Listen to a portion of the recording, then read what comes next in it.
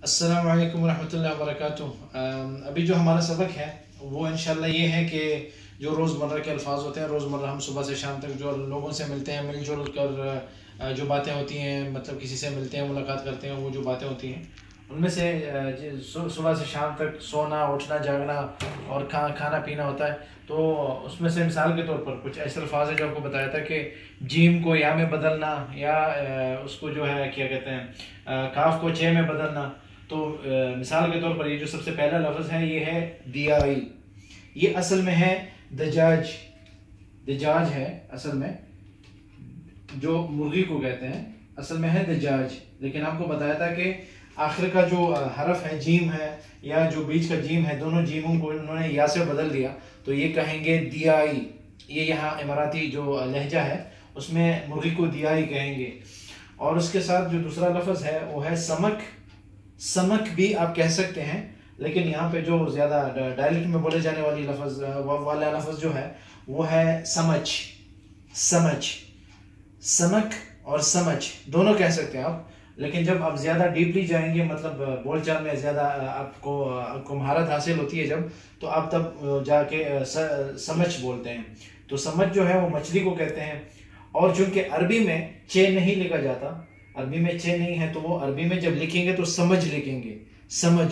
लेकिन अरबी में जो समझ है वो मछली को ही कहते हैं। वो असल में उनका मकसद ये होता है कि समझ, लेकिन चूंकि अरबी में चे नहीं लिखी जाती, अरबी का हरफ नहीं है, तो इसलिए अरबी में वो लोग समझ कहेंगे, लेकिन लिखने में जीम लिखेंगे।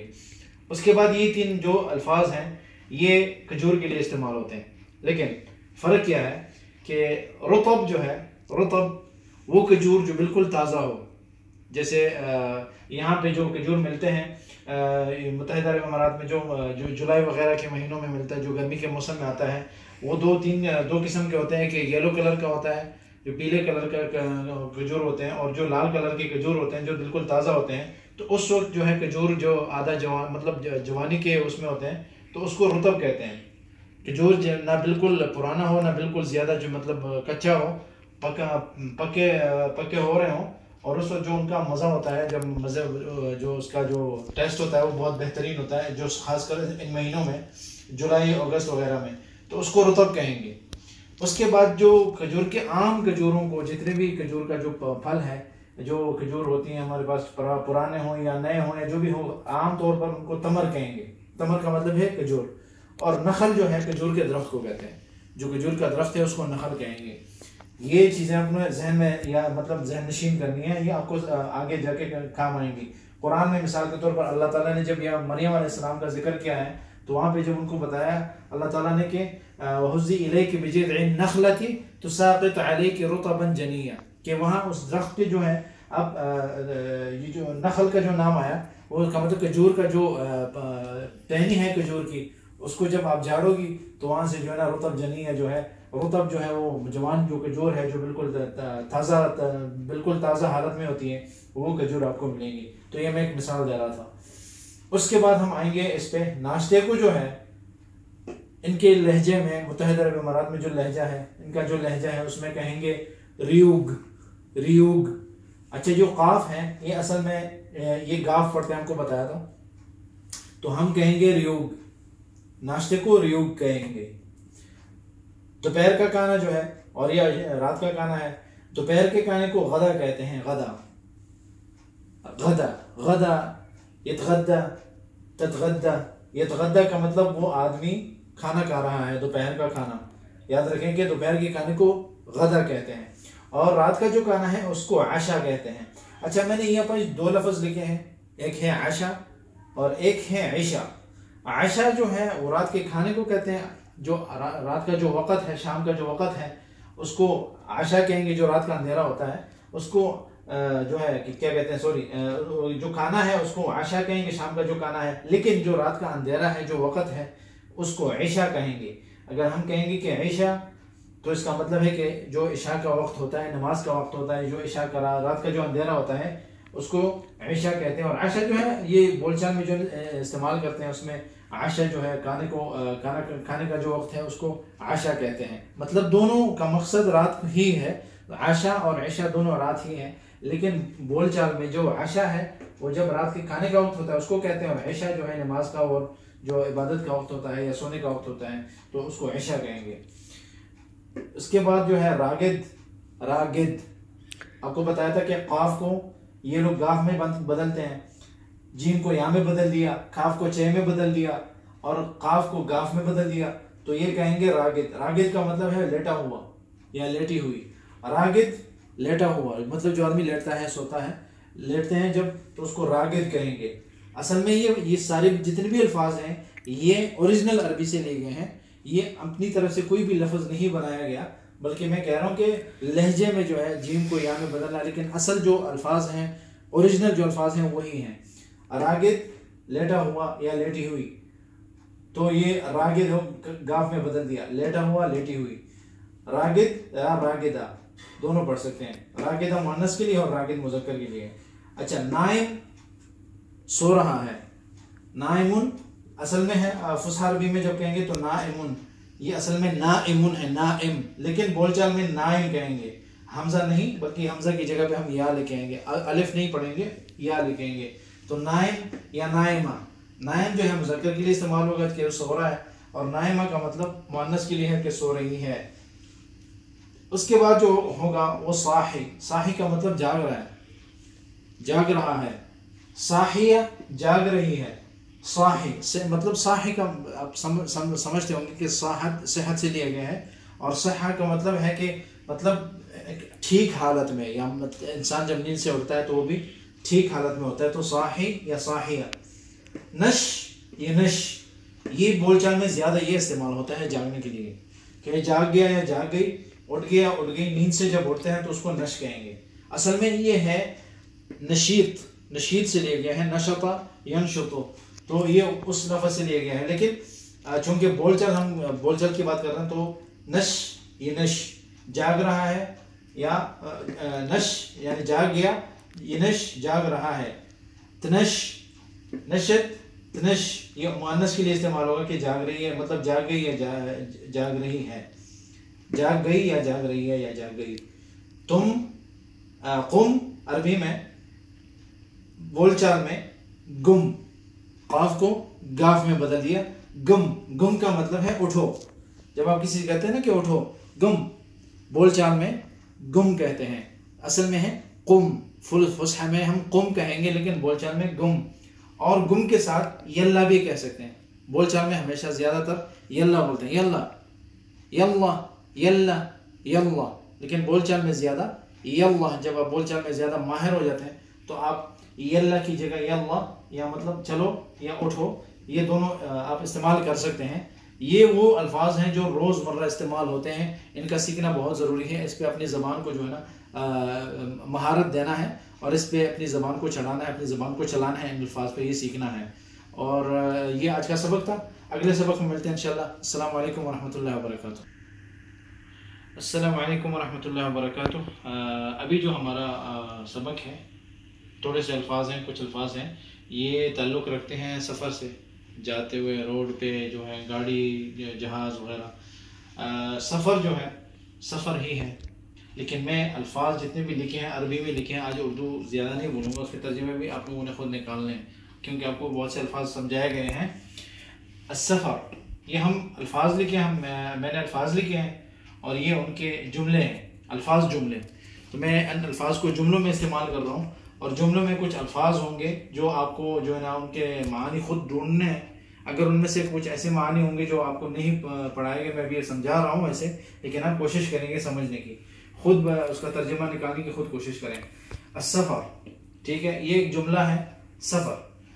अना मुसाफिर बुकरा, अना मुसाफिरा बुकरा, अना मुसाफिर बुकरा इंशाअल्लाह, वस्सफ़र तवील। अना मुसाफिर बुकरा, अना मुसाफिर बुकरा इंशाअल्लाह, वस्सफ़र तवील, तवील, ठीक है। अना मुसाफिरा औरत होगी, मुअन्नस होगा तो वो कहेगी कि अना मुसाफिरा बुकरा इंशाअल्लाह, वस्सफ़र तवील। मैं कल सफ़र करूँगा, कल जाऊँगा सफ़र पे, क्या कल जाऊँगी सफ़र पे इंशाअल्लाह। अरबी में इंशाअल्लाह ज़रूर कहते हैं कि मतलब अगर अल्लाह ने चाहा तो, वो सफ़र तवील, और जो सफ़र है वो बहुत लंबा है। ठीक है, इस जुमले में जो लफ्ज़ हैं इस पे फोकस करना है आपने। ये जो अल्फाज हैं इन पे आपने फोकस करना है, इनको याद करना है। बुकरा कल को कहते हैं इंशाअल्लाह, तो आपको समझ आ गया। और सफ़र तवील, तवील लंबे को कहते हैं कि अना मुसाफिर बुकरा, बुकरा को और तवील को आपने समझना है। तवील लंबे को कहते हैं, सफ़र लंबा है, और बुकरा जो है सुबह को कहते हैं। उसके बाद है रहला। रहला वो सफ़र का जो पीरियड होता है, जो वक्त होता है, आप एक जगह से दूसरी जगह जो जा रहे हैं उस चीज़ को, जैसे इंग्लिश में उसको जर्नी कहते हैं। वो जो ख़ास जो टाइम होता है जिसमें आप सफ़र कर रहे होते हैं, वो सफ़र आपका जो है, सफ़र तो बहुत से होते हैं लेकिन वो ख़ास सफ़र जो है जिसमें आप एक जगह से दूसरी जगह जाते हैं, तो उसको अरबी में रहला कहते हैं। तो अरबी में अभी जो जुमला है वो ये है कि हाय रहला मुबारका व तय्यबा, हाय रहला मुबारका व तय्यबा, कि ये जो हमारा सफ़र है, मिसाल के तौर पर कोई उम्र के लिए जाता है, मक्का मदीना जाता है, तो वो जो सफ़र होगा मिसाल के तौर पर, उसको हम ख़ास रहला कहेंगे, रहला, और उसको कहेंगे कि हाय ये जो हमारा सफ़र है, ये जो हमारा रहलत है, या ये जो हमारी हमारी जर्नी है, मुबारक भी है, मतलब बरकत वाला है सफ़र हमारा ये, और तय्यबा और पाकीज़ा मतलब सफ़र है हमारा। तो ये जो है अरबी में दुआएं वगैरह होती हैं कि ये ख़ास जुमला है, मतलब एक ख़ास सफ़र है, हाय रहला मुबारक और तय्यबा। या इसी चीज़ को इस जुमले में भी आप इस्तेमाल कर सकते हैं, मिसाल के तौर पर इस तरह के जुमले आप इस्तेमाल कर सकते हैं। उसके बाद है काफिला।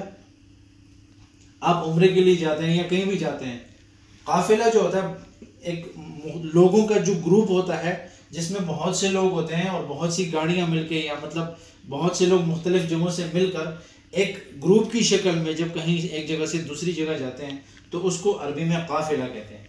कि मतलब एक आदमी नहीं है बल्कि मुख्तलिफ लोग जमा होकर ग्रुप की शक्ल में एक ही मकसद के लिए एक जगह से दूसरी जगह जाते हैं। मिसाल के तौर पर कुछ मुल्कों में जो विजिटर्स आते हैं या टूरिज्म पे लोग आते हैं, तो वो काफिला जो होता है वो मतलब बस में बैठते हैं और एक जगह से दूसरी जगह सफ़र करते हैं, चलते हैं, घूमते हैं, तो उसको काफिला कहेंगे। तो इसमें हम जुमले में इस्तेमाल करेंगे इसी लफ्ज़ को, अल-काफिला अल-वतनिया बतवद्दीना। ये जो है, ये लफ्ज़ जो है ये लोकल डायरेक्ट में बोला जाता है। ये जो अल-काफिला अल-वतनिया, ये समझे मिसाल के तौर पर कि मैंने एक ख़ास काफिले का जो लोगों को टूरिज्म पे लेके जाते हैं, ख़ास एक कंपनी का नाम, मिसाल के तौर पर आप समझे कि मैंने एक कंपनी को अल-काफिला अल-वतनिया के नाम से, एक कंपनी है जो लोगों को लेके जाती है काफिले की शक्ल में। तो मिसाल के तौर पर मैं कह रहा हूँ कि अल-काफिला अल-वतनिया जो है, ये जो टूरिज्म है, नेशनल टूरिज्म वाले जो हैं, बतवद्दीना, वो हमें लेके जाएंगे, वो हमें पहुँचाएंगे, मतलब वो हमें लेके जाएंगे, बतवद्दीना। सही है। ये जो बतवद्दीना है, बा जो है सयुअद्दीना, या मतलब इस तरह के जो फुसहाबी की तरफ नहीं जा रहा, बोलचाल की बात कर रहा हूँ। बतवद्दीना यानी वो हमें पहुँचाएंगे, वो हमें लेकर जाएंगे। उसके बाद जो लफ्ज़ है बोलचाल में इस्तेमाल होता है, या कुछ दिन भी समझाया था, अदरब। दरब जो कहते हैं रास्ते को कहते हैं।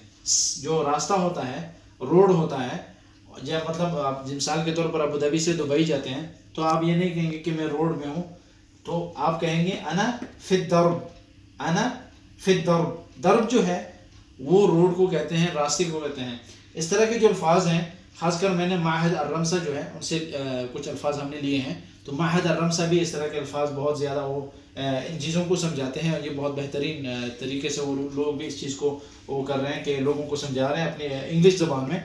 लेकिन मैं चूँकि उर्दू में बोल रहा हूँ, तो वो भी इसी बात पे जोर देते हैं कि इस तरह के अल्फाजों में कभी गलती मत करना, ये चीज़ ज़्यादा याद रखना है आपने। अना फिद दर्ब, ये मत करना कि अना बिद दर्ब या अना अला दर्ब, अना फिद दर्ब, मैं रास्ते में हूँ। ठीक है। उसके बाद अस्सय्यार और तैयारा के तो आपको बताया गया था, लेकिन जुमले में इस्तेमाल हो रहा है। इन दोनों का जो मकसद है वो ये है, क्या याद दहानी है कि यहाँ पे जो लफ्ज़ है, इस जुमले का शुरू का जो लफ्ज़ है तौवा, तुआ, तौवा, तौवा का मतलब है अभी अभी, इसी वक्त। गस्सल्त अस्सय्यार, अभी अभी मैंने गाड़ी धोई, मैं अभी गाड़ी धो कर आया हूँ। तौवा गस्सल्त, गस्सल्त अस्सय्यारा, तौवा, तौवा का मतलब है अभी अभी। तौवा ये कहेंगे बोलचाल में, ये यहाँ का जो डायलेक्ट है उसमें बोलते हैं तौवा, गसलत अस्सय्यारा, मैंने गाड़ी अभी धोई।